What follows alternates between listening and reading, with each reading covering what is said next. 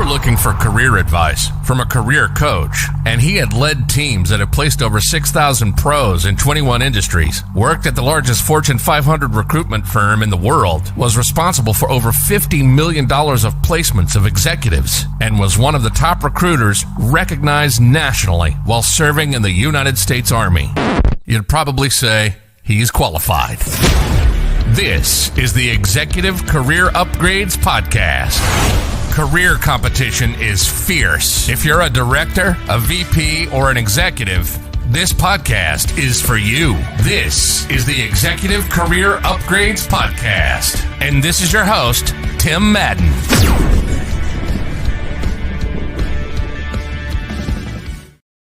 All right, welcome to the Executive Career Upgrades Podcast. Hey, my name is Tim Madden. I'm one of the hosts here. And if you don't know me, hey, I help those targeting six figures or multiple six figures, right? And show them how to land jobs quickly. Hey, we go live inside the Executive Career Network. Over 10,000 directors, VPs, and executives over on Facebook. Check us out. And if you're watching live, let me know in the comments. And hey, we also stream over to our friends on LinkedIn and YouTube. And then we upload this episode everywhere on the internet. So you might be checking it out on Spotify or Apple Podcasts. Hey, do me a favor, like always, if you get any value whatsoever, leave me a review over on Apple or Spotify. Hey, this week is all about celebration. So we're celebrating 7 more offers inside the Executive Career Upgrades community of those who landed new positions. So, hey, if you're a part of ECU and you got an offer and you accepted it this week, I wish you the best of luck. And as always, hey, if you're looking to upgrade your career and you're not sure where to start, hey, go on over to execupgrades.com/podcast and we can see how we can help. So, hey, let's get started. Welcome to episode 81 of the Executive Career Upgrades Podcast. Today, we are talking about, well, we'll get into that soon. Hey, as high achievers, right, we all have this desire to reach our true potential and achieve our goals, right? All the time, what happens? We all know we're operating right here, right? And we know our potential's right here, but we either are lacking information or action most of the time, okay? Now, how the road, right? The road to success is not smooth. It's difficult. There's many challenges, okay? If you have ever done something, you know, the analogy I like to give here is, right, as I always tell our clients too, of, hey, what kind of view do you want? So think about your career. Now think about a mountain. Okay, we can park at the bottom of the mountain and look up it and say, wow, that's a big mountain. We can go to the first summit, right? May take a little bit of difficulty to get there. Might need a backpack, might need some water, or hey, maybe we have aspirations of going all the way up the mountain. If you do, hey, it's going to be a long journey for you, right? It's going to be a long journey. Success is not easy in our life or in our career. That's where coaching comes in, okay? And executive coaching is a process that involves working with trained professionals, right? To help you develop your skills. It could be how to find a new job. It could be clarifying your career goals. It could be achieving your career aspirations, becoming a better leader, speaker, right? Process implementer, okay? And in this episode today, we're going to be discussing how executive coaching can help you unlock your full potential and take control of your career and take it to the next level. So number one, how does it work, right? First, let's really define executive coaching, right? Executive coaching is a collaborative process between a trained professional and an executive, right? Who wants to improve their performance and achieve their goals regardless of what it is in business, okay? The coach typically provides some type of support, right? Helping them identify their strengths or weaknesses, develop new skills, and create that roadmap. So here's my question for you today, okay? How have you got to where you are today right now? How have you got there? Most professionals watching this probably have their bachelor's degree, master's degree, or they might have a master's degree from the School of Hard Knocks, right? So either way, it's very easy to overlook how Tim Madden got here today. I got it through mentors, reading books, hooking up, getting coaching of my own, and going through the military, going through lots of schools in the military, a lot of specialized schools, a lot of advanced education, right? How have you got to where you are today? Most of the time, no one has got to where they are today if you have a 20-year career by yourself, okay? You've either had mentors along the way, maybe good leaders, good influence, a family that's impacted. Maybe it was education, or maybe it was something different. Okay, I know it's so easy to overlook that, because back to that analogy of the mountain, right? If I'm going up the mountain for the first time and it's a big mountain and there's snow and there's a snowstorm and there's all these things, hey, Tim Madden wants a guide. I want a guide, right?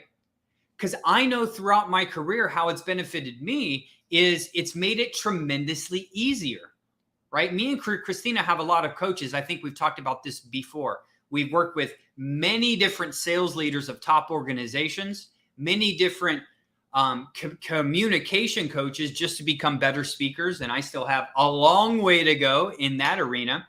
Marketing, data analytics, process implementation. We've got a lot of coaching, right? Because I want to make success easy for myself and my team. And I know you do too. And one of the problems is when you go up the career ladder to director, senior director, et cetera, it's kind of like you get that new position, but you don't have the skills yet, right? So how do you obtain those skills? It's typically through coaching and mentoring to make it easier for you. I don't know about you, but I want a blueprint and a roadmap everywhere I'm going, right? I've done the whole figure everything out on my own, whether it be fitness, mindset, or any of these different other professional areas, right? And it just takes a lot longer than working with someone who's already kind of been there, done that before, okay? So remember, you are here at your career level because of the investments you've made into yourself through time, money, or resources, okay? Now, some of the benefits, like I said, or why you should consider working with one, okay, to gain these new levels in your career. There's many benefits, right? First is just clarifying your goals, okay? It's easy whenever you think about all the problems in your career or the dilemmas you're facing with culture, hiring, etc. It's sometimes overwhelming at the severity of some of these problems that you're likely going to encounter, okay? So when you work with the coach, they're going to help clarify. Let's talk about a business consultant, because that's a form of executive coaching as well. They're going to come in and say, you know that turnover is the problem, right? Hypothetically. But they're going to clarify, hey, what is the end state here? Where are we trying to go? How are we going to get there? How are we going to reduce this? And they can actually help you formulate these plans, okay? Likely, or they're going to help you develop new skills. If you've only managed 200 people and now you're going to manage 1,200 people, we can all agree that those are going to come with some leadership challenges as well. So typically working with different types of coaches, depending on their specialty, they're going to help you develop new skills or hone in on the skills that you already have to make it better, okay? And then most importantly, the communication piece, almost no matter what coach you work with, but most importantly, building that self-awareness, okay? Building that self-awareness of, which is essentially by identifying your strengths, your communication styles, and understanding how you come across to others. This is one thing specifically in the leadership arena that most people don't anticipate or think about is, hey, how does your team view you? How are those potential employers going to view you? Okay. I've been very fortunate throughout my career to invest heavily into my self-development, which has led me to where I am today. And I strongly encourage you, no matter, hey, if it's that next career move, starting a new job, honing in on your leadership and development, these are things that we can help with. But maybe it's other things relative to your domain of becoming a better marketer, right? The best investments you can ever make are absolutely in yourself, okay? So you also want to look for, too, a coach, when we talk about benefits, of someone that can hold you accountable to whatever you're trying to achieve, okay? As humans, it's so easy to get comfortable. It's so easy to get comfortable of I make this and I do this and I'm kind of set in my ways, okay? So coaches actually help you push you as well. Because if you've tuned in before, we've talked a lot about self-confidence, right? And when we talk about self-confidence, we talk about, hey, just keeping the promises I made to myself Whether it's if I'm in a job search, I'm going to do these 6 or 7 things a day. Hey, if I'm trying to be a better leader of my team, I need to bring self-awareness onto these areas and develop into, reading this book and applying some of them. So the good thing about coaches too, is they typically are going to hold you accountable. I always go back to my running analogy, right? Because recently, a couple of people on the ECU team ran a marathon and we all had a couple different running coaches. The one I ran with, I remember one day I was just kind of ran a little later here in Florida. You don't want to run later in the day because it's extremely warm, and I cramped up and I didn't have the right water. And I went to my coach and I was like, hey, I bombed today. I did this wrong, and this wrong. And what I loved about the coach is he held me accountable. He said, hey, why didn't you plan this? Why didn't you do this? And he kind of got on me a little bit and made me feel bad, but he's right? I didn't keep the promise to myself that I was going to do these things. Right? So sometimes, especially in the fitness industry, everyone knows generally kind of what they need to do to get in shape, but why do they struggle, right? It's typically keeping the promises to themselves, or they don't have a coach hold them accountable. Okay. Now, what to look for in a coach?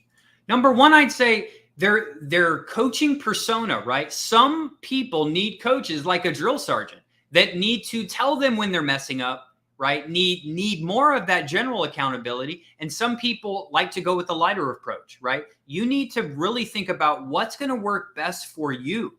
Okay.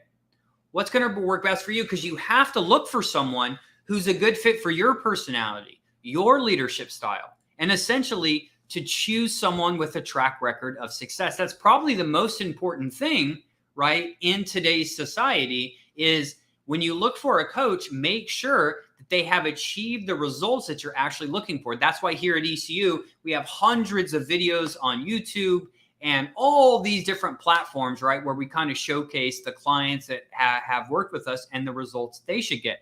No different than me, right? If I want to get better at marketing, at leadership, etc., I want to show a blueprint of how they've showed other people the same tactics and strategies that I can implement to make me feel, better. Okay. So in conclusion, right, executive coaching is really a powerful tool to help you go from here's where I'm at and here's where I'm trying to go, but let me get to a coach so I can get there sooner, right? So I can have that blueprint and I have all the know-how, okay? Because by working with different professionals, right, we can clarify our goals, develop new skills, and be a more effective leader. I am a lifelong learner, right? All the time, I'm either reading a book. This is the new book I'm reading right now. Hey, On Sales by Jeremy Miner, the new model of selling. Okay. I'm committed myself to a lifelong learner because I want to make just business and life easier for me. I want to live long. I know I got to stay healthy. And most importantly, I need other people in my corner to rely on who have that, experience in that area so I can make it easier for myself to grow. Okay. My main message to you today is no matter if you ever choose to do business with us to help accelerate your career, but if you're a director, VP, and executive, you should be hitting business conferences every year. You should be hooking up with other people at your level and above and building a network. You should be investing in some type of coaching mechanism, even if it's a $15 book that's an international bestseller. Because at the end of the day, remember, you are where you are because of the experience and the learning that you've done in the past 20 or 30 years, right? But where are you going? What skills do you need to get to that level? Who can help you get there? Why do you want to get there? These are important questions you need to ask yourself. And don't worry, not everyone has the career aspirations of being the big CEO of the big company, right? Or being the CFO of the private equity fund. So that's why it's so important, right, to start thinking about your career goals, right? How high do you want to go? How much responsibility do you want to have? How much impact do you want to make, right? And if you're unsure of that in your career, I highly encourage you to find someone who can aid you in your career. I can only speak tremendously powerful things from the business coaching we've gone through and the professional development. It's literally changed the trajectory of my life, and I know it can change yours too. As professionals, though, as we get longer in our career, further in our career, sometimes we people are kind of critical on, or not as critical as they should be on themselves, right? For keeping the promises to themselves and continuing that lifelong journey being that leader. So I hope some of this hit home with you today when we talked about what is executive coaching, some things I've invested in, right? Some of the benefits of helping me get to somewhere faster. And then more importantly, what to look for in a coach so that you can make the right decision. I hope this helps. And until next week, hey, if you need help in your career, go on over to execupgrades.com/podcast. We'd love to be that added resource for you on your next career upgrade. Until next week, everyone, have a great day.